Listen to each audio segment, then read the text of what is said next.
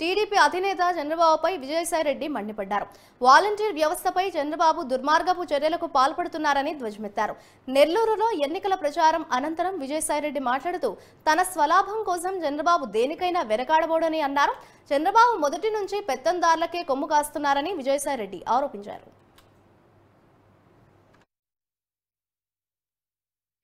చంద్రబాబు నాయుడు నిమ్మగడ్డ రమేష్ ద్వారా ఎలక్షన్ కమిషన్కి వాలంటీర్ల సేవలు పేదలకి బడుగు బలహీన వర్గాలకి పెన్షన్లు ఏ రకంగా అయితే ఇస్తున్నారో వాటిని నిలుపుదల చేయించేటటువంటి దురుద్దేశంతో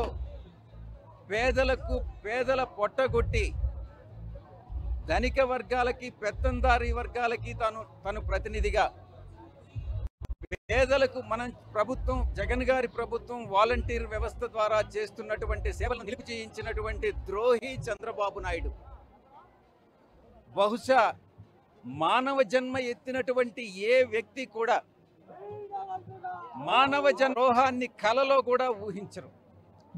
అంతటి మానవ ద్రోహి చంద్రబాబు నాయుడు తన స్వలాభం కోసం ఎవరినైనా కూడా మట్టి కరిపించేటటువంటి వ్యక్తి చంద్రబాబు నాయుడు. వాలంటీర్లు ఎవరికి సేవ చేస్తా ఉన్నారు?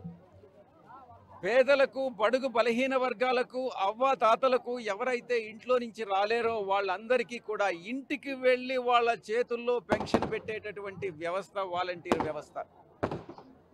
ఈ వ్యవస్థలకే ఒక మనిషికి ద్రోహం చేశాడంటే ఒక అర్థం చేసుకోవచ్చు, ఒక జంతువుకి ద్రోహం చేశాడనంటే అర్థం చేసుకోవచ్చు. ఒక వ్యవస్థనే సమూలంగా నాశనం చేసేటటువంటి ఉద్దేశంతో ఈ యొక్క ద్రోహాన్ని తలపెట్టినటువంటి చంద్రబాబు నాయుడిని ఆ దేవుడు కూడా క్షమించడు అన్నటువంటి విషయాన్ని